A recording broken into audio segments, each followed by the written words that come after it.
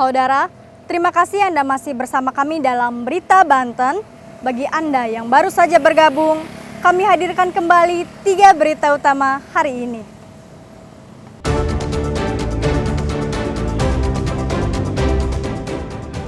Wanita penjaga warung kopi diduga dilecehkan oleh polisi.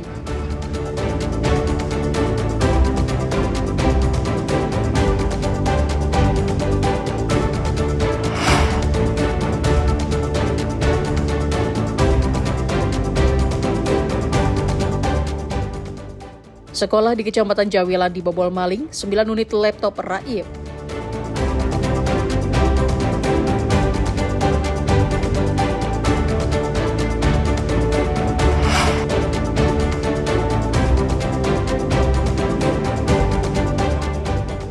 Diduga akibat hubungan pendek arus listrik, bengkel mobil terbakar.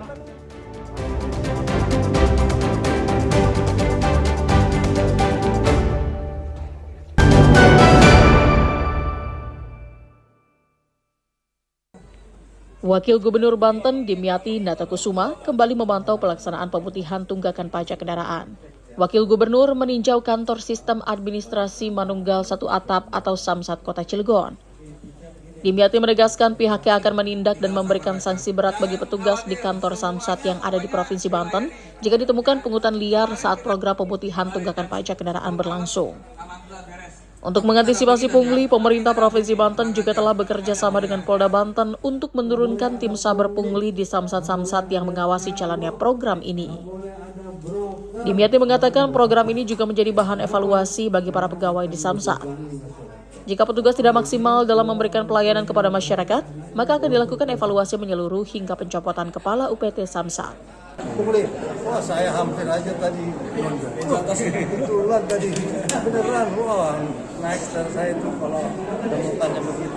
Kenapa? Karena saya nggak mau ada masyarakat saya yang terbebani. Jadi laporkan. Saya kan punya medsos. Laporkan ke medsos saya begitu. Di DM aja, pasti staf saya akan baca itu.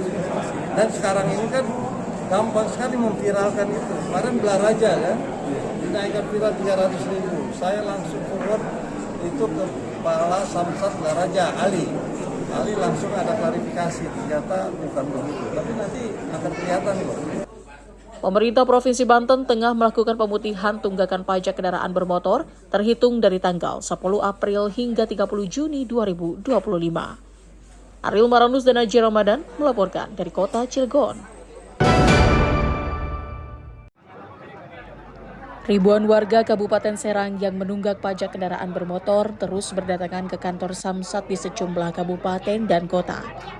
Warga ingin memanfaatkan program penghapusan pajak yang merupakan program dari Pemprov Banten. Dalam program ini, penunggak pajak kendaraan bermotor hanya diwajibkan membayar pajak tahun 2025 atau tahun berjalan. Sedangkan pajak dan denda pada tahun 2024 dihapuskan. Ahyana, salah satu pemilik kendaraan bermotor, mengaku sangat terbantu dengan adanya program ini. Sebelumnya, kendaraan miliknya menunggak pajak selama 9 tahun.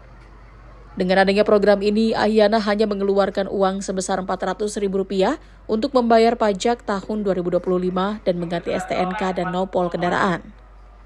Motor udah mati berapa lama ini pajaknya kemarin? 9 tahun. 9 tahun. 9 tahun. Iya. Ini alasan baru bayar sekarang kenapa? Ini kan punya saudara. Jadi kebutuhan buat ngebiayain anak kali, buat sekolah, buat sehari-hari buat makan. Kenapa juga Buat sehari-hari ya. Oke, ini baru bayar sekarang karena ada program ini. Ada program ini. Tadi habis berapa? 400. Jadi gimana tanggapannya? Merasa terbantu apa gimana? Sangat terbantu buat masyarakat mau bawah. Gitu ya.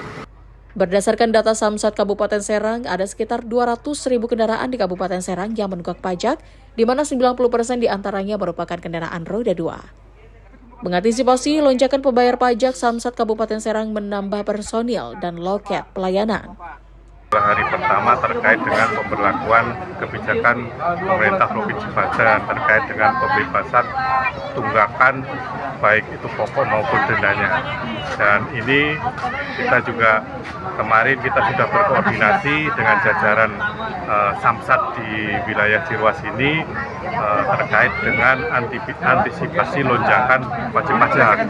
Dan ternyata benar hari ini terjadi lonjakan yang cukup signifikan. Program penghapusan pajak kendaraan bermotor di Provinsi Banten berlaku sekitar 3 bulan, yakni mulai tanggal 10 April hingga 10 Juni 2025.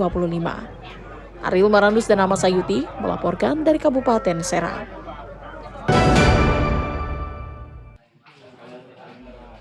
Petugas pemadam kebakaran Kabupaten Lebak berusaha menangkap seekor ular king cobra di salah satu kamar rumah warga di Kampung Cirema, Desa Pajangan, Kecamatan Sajira, Kabupaten Lebak.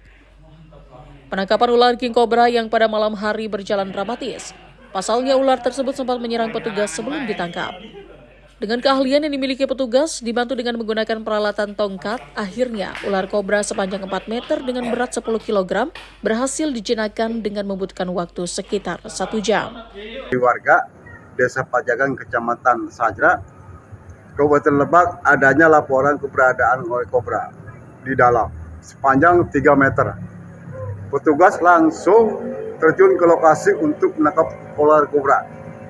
Dalam proses penangkapan, ular kobra sempat akan menyerang petugas. Setelah berhasil ditangkap, ular king cobra langsung dilakban dan dimasukkan ke dalam karung. Kemudian ular dibawa ke Mako Damkar untuk diamankan sementara. Ariel Maranus dan Sajiwa Pratama melaporkan dari Kabupaten Lebak.